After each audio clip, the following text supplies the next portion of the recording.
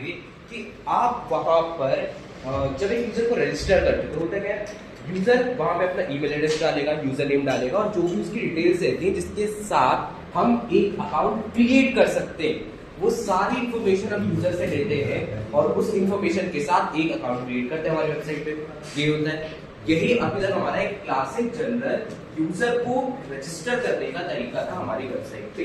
अब Google auth या और भी इसके जैसे बहुत सारी चीजें होती हैं, लेकिन गूगल ऑथ में क्या होता है कि जब आपको एक यूजर रजिस्टर करना होता है तो डेटा आप डायरेक्टली यूजर से नहीं मांगते हो। डेटा जो आप मांगते हो वो कहां से आता है, वो आता है गूगल के सर्वर से, क्योंकि गूगल ने जो यूजर का डेटा सेव करके रखा हुआ उसके सर्वर पे, वहां से डेटा आप उठाते हो और वो डेटा देन आप यूज करते हो अकाउंट क्रिएट करने के लिए।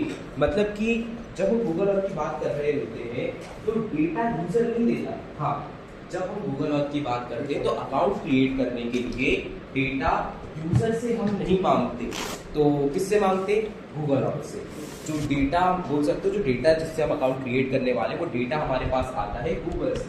अच्छा, तो गूगल के पास ये डेटा कैसे पहुंचता है, तो जब आप एक ईमेल आईडी क्रिएट करते हो, आपने या बोल सकते हो जब आप एक अकाउंट क्रिएट करते हो गूगल पे, तब आपने कुछ इन्फॉर्मेशन वहां पे डाली होगी कि भाई ये मेरा एक ईमेल होगा, मेरा नाम ये है, फर्स्ट नेम मेरा ये है, लास्ट नेम मेरा ये है और मेरा काइंड ऑफ जेंडर, ये सारी एज मेरी इतनी है, डीओबी इतनी है।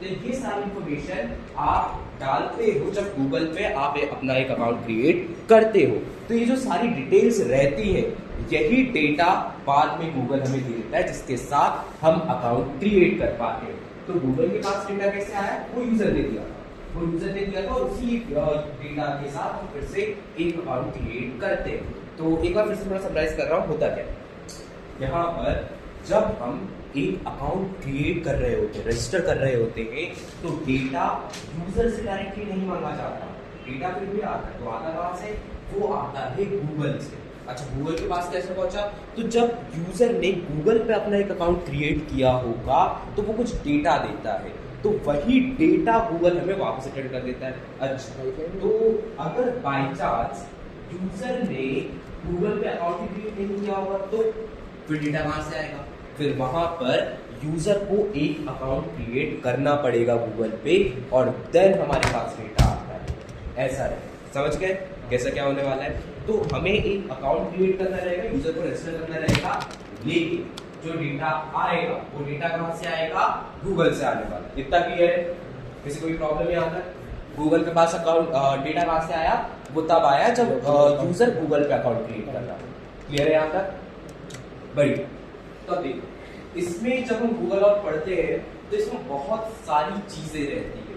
अब तुम्हारे ग्रुप पे जस्ट एक इमेज में शेयर कर रहा हूँ, उस इमेज को देखो, थोड़ा अभी कुछ समझ में आएगी नहीं, वो उसका भी हम देखेंगे।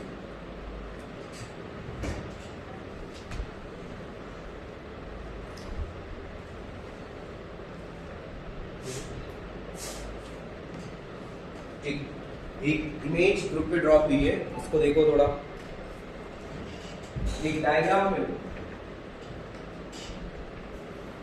डायग्राम में थोड़ा कॉम्प्लेक्स डायग्राम।